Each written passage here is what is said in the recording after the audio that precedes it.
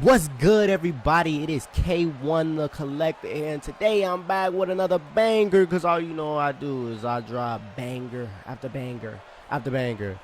Here we go, man. Today we got the best team possible. The best team that you can possibly make in my faction, but this is the male edition. There will be a female edition coming soon, so stay in tune for that. But this one is the male edition, man. So you see the squad right here, man. Yeah, I like it. It look pretty good, don't it? Hey, you know what I realized? I ain't even switch yet. I ain't even switch yet, man. I ain't even switch. Ain't even switch yet, man. We got a banger. We got another banger. So we got this brand new Scarlet in here. I don't care nothing about them saying bad. Y'all better figure it out, because they straight, he straight, so y'all better be straight too. But yeah, we got this Scarlet in here. Hey, actually, hold on a second though. Is this? I forgot who my manager just wasn't. It just this Scarlet and they was better. Okay, I don't know. Anyway, let's talk about what this best team is, because I just got low key confused. But let's talk about what this best team is, man. So these are the four I got here for the male edition. I got the Amethyst Live Event Rewards, Shelton Benjamin. If y'all seen anything else I said or calling anybody the best, he's always been on top. And it's probably going to stay like that for a while. Also, Cody Rhodes, if you know, he's always been on top. And it's probably going to stay like that for a while. Solo Sikoa is here. And this brand new Summer Heat Undertaker. If you haven't checked out that pack opening, please go check out that pack opening. It was great. Really, really great. So, Shelton Benjamin, man. Let's start off with just him. Why is Shelton Benjamin this level of good? So, I'm going to be showing you guys specifically why these people are this crazy. So, we're literally going to go to his moveset. We're going to go straight to Shelton's moveset. There's reasons why Shelton is the dog that he is. So, all the way to S. Do I know my ABCs? Yep, I do. Just a little bit. I passed. I promise I did. So, if we go right here. Now, one thing I want you guys to know about striking in this video game. Striking does not have anything to do with the combo chain or what happens after this initial punch. It's all about the initial punch. Whatever happens after that does not matter. Because the reason being is because it's all about the initial reversal. The breakers don't happen. Nothing makes a breaker easier to capitalize on. After that, it's just literally a guessing game with the breaker. Do you think they're going to continue their combo by they going to keep pressing square? Do you think they're going to continue their combo? They're going to go square and then hit X. Then you guys going to go hit X. Or are they going to continue their combo? They're going to go square and then hit circle. Or they're going to go square, circle. You know, it just got to, it depends. So, but it's all about this initial one. Besides that, after this initial one hits, it's a guessing game. So, this is important because it's about the initial reversal. So, head punch one. Do you see how much space this covers? I mean, how much ground this covers? He's lunging and he steps forward into the punch. It's a really strong, good punch. Also, forearm smash, which looks like a punch too. It's that same. You see how much space that covers? Look, like, so this also, it does head damage. And the more damage you do to one body part, the more just overall damage they'll have represented done. Easy, harder to kick out. And his finisher does damage to the head. So that's really helpful. Also, knife edge chop. Do you see how fast it is? This is the best knife edge chop in the game. Now, there are really all the knife edge chops are really good. The two best ones are 10 and 11. 9 is the slowest because of the windup is really, it's the most over exaggerated. It is still good, but 10, which is the one Shelton Benjamin has, is the best. Now, going straight to his signature, which he pretty much starts the match with because of his going in hot. The exploder suplex. It's quick, it's fast, it's all of that. And is a pin combo after it. So a lot of times you can snap a resiliency off with his pin combo off of this. I actually thought it was a scoop exploder, but it's not. And then, but the reason why Shelton Benjamin is always at the top, man, is because of pay dirt. So I'm going to move myself a little bit right here. As you can see, look right there, that does head damage. So the reason why Pay Dirt is so good, the reason why Shelton Benjamin is so good is because of this right here. His going in hot gives him his finisher so fast, and you cannot reverse this. It's impossible. I have never seen Pay Dirt reversed. So, as I always say, if you have a clip of Pay Dirt being reversed, send it to me, because it's not possible. It does not happen. It just doesn't. So Shelton Benjamin's striking and his grapple offense is stupid high. Also because there's not like a whole lot of majors in his grappling. Like the snap suplex is quick. You got to be quick with it if you want a major. And if there is a major, it's hard to get. Butterfly suplex doesn't have one. Rich clutch suplex, this doesn't have one. It's more like a Northern Lights type of thing. That doesn't have one. The exploder suplex doesn't have one. Gourd buster doesn't have one. Wait, no, actually, no, yes, it does. Right there. And that little pause it has right there. Like, look. Now. That's the major. Right there. Let's do it one more time just in case you don't. Now. Right there. This is like, that's where the major is.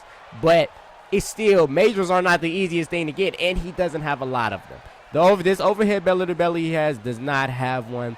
This pump handle drop, you can get one off. It'll flip up.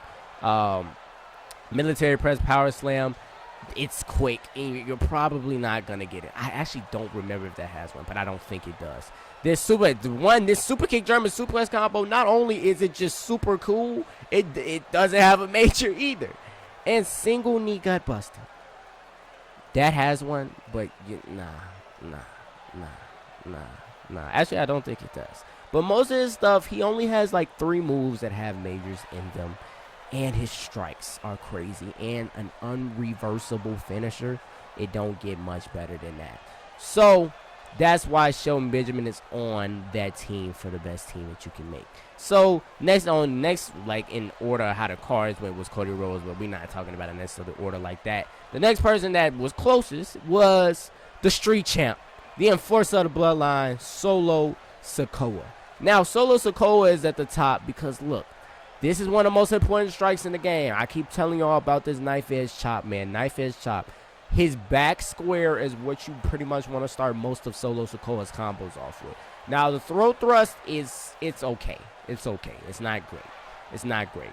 But this body punch and this knife edge chop, body punch 1 and knife edge chop 11 and 10 are some of the best moves in the game. You see how quick it is. It also lunges forward. You want to look for stuff where they step forward into their punches because of or their strikes because of how much space it takes up.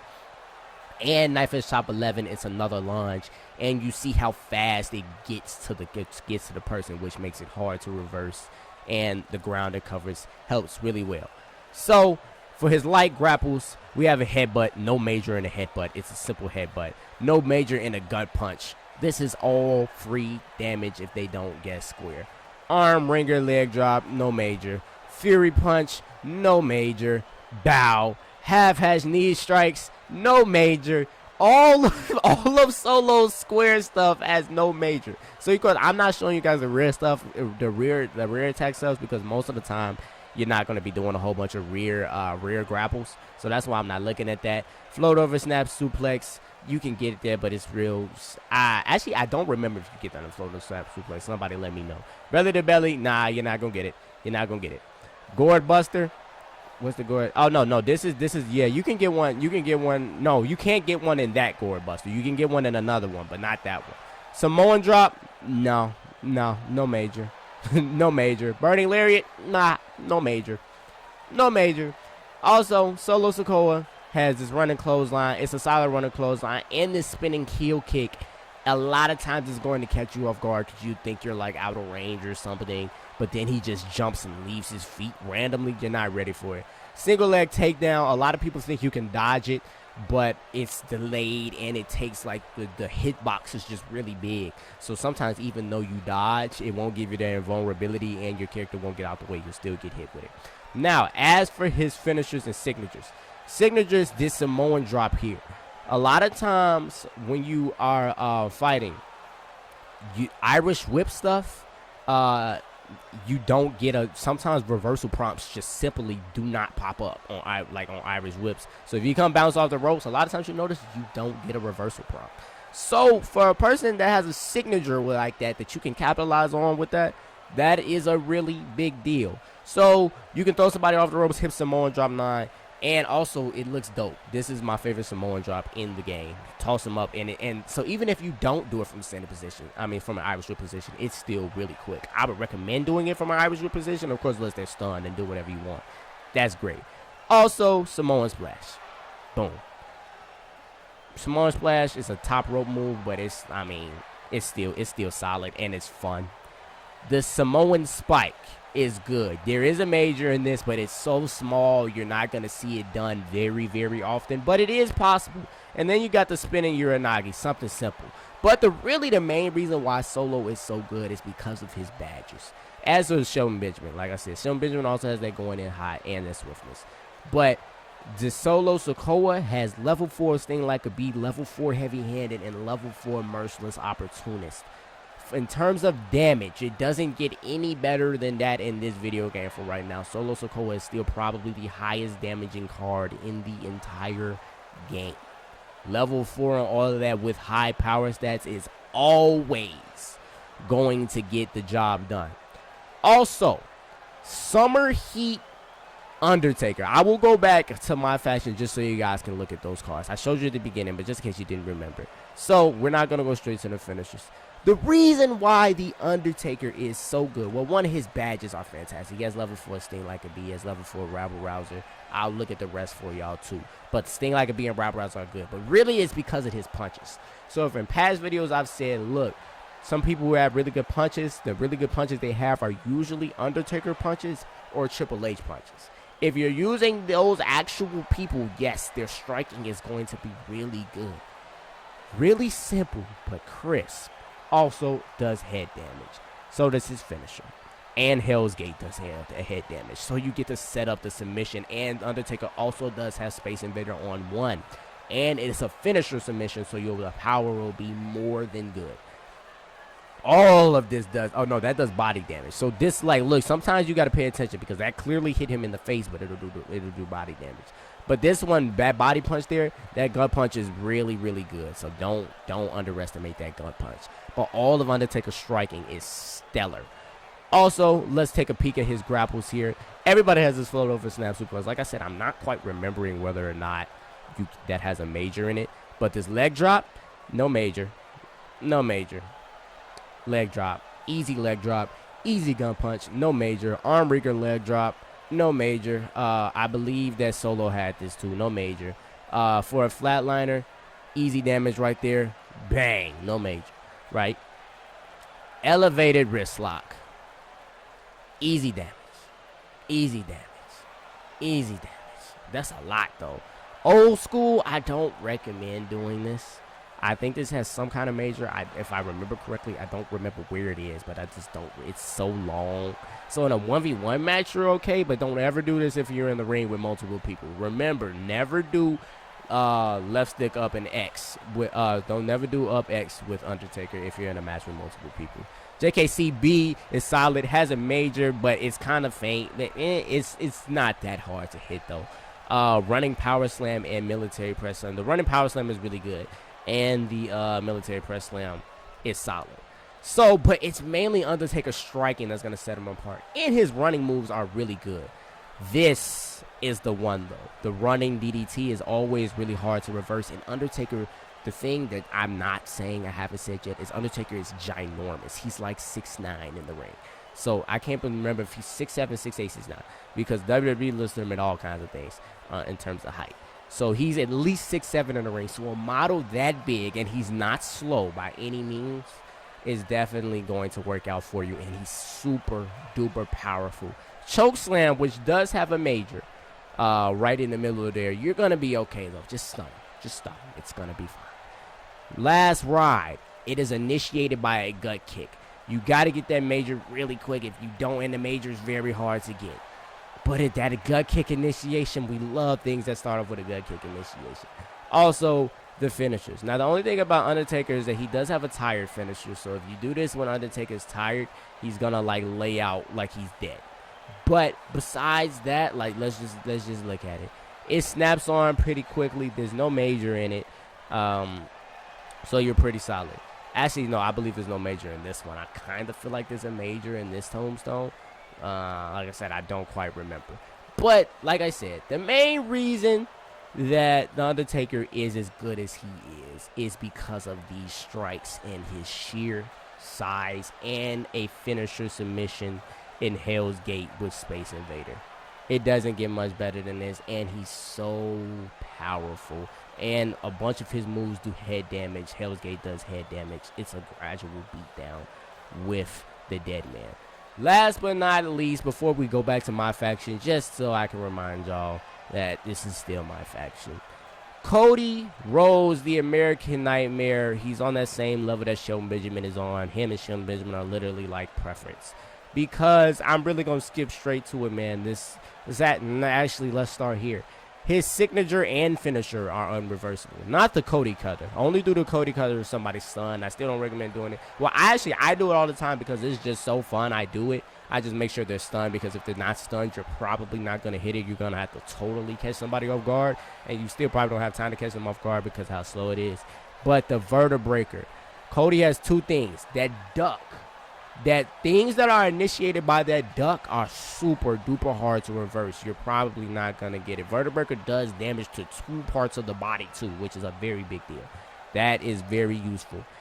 You can't reverse it either. That if you got that duck animation, you're probably looking at an unreversible move. He has that for this too. This Crossroads is initiated by a duck. You can't reverse it. I've never seen Crossroads reverse in my life. So he's just like Shelton Benjamin, unreversible. That one is, I think this one pretty much unreversible too, but you don't have any reason to do that one. Just do this one. Unreversible. You can't do anything. Also, Cody Rhodes' character model is really big. Like, he's swole, he take up a lot of space, his arms is long, and these punches are really good. The worst one is back square, which is the overhand chop. But it's looping, and it covers some ground. So it's not bad, but it's not great. These two are great. Covers a lot of ground, does damage to the head. Body punch covers a lot of ground. That's the same one Solo got. Really good for the American Nightmare, Cody Rhodes. Running stuff is okay. No, this running stuff, running forearm smash 2 is a really, really, really, really good move to have. Clothesline, that's whatever. Bulldog, that's whatever. The Bulldog does have a major in it. It's right when he jumps. You can, like, push him off and he'll go flying. But that's about it. But it's because of his character model, how big he is, his long arms, really good striking, and an unreversible signature and finisher. The American Nightmare Cody Rhodes is going to be on top. So those 4 people make up the best team that you can possibly make in my faction. Just let's go back and look at the cards just so you can look at them badge wise too, because I just talked about from a moveset standpoint. The badges are of course crazy. You have level 3 swiftness, level 4 pain train, level 3 sting like a bee, level 4 going in hot for Shelton Benjamin. Level 4 always see it coming. If you reverse stuff, if you get like 3 reversals, you have a signature. Level 3 determination. Level 3 rabble rouser, man. Like I say, man, rabble rouser is slept on. Rabble rouser is so good. Level 3 sting like a bee, and level 2 slippery eel. You're not pinning Cody Rhodes. Level 3 sting like a bee. Level 3 heavy-handed. Level 3 merciless opportunist. Highest damaging card in the game still.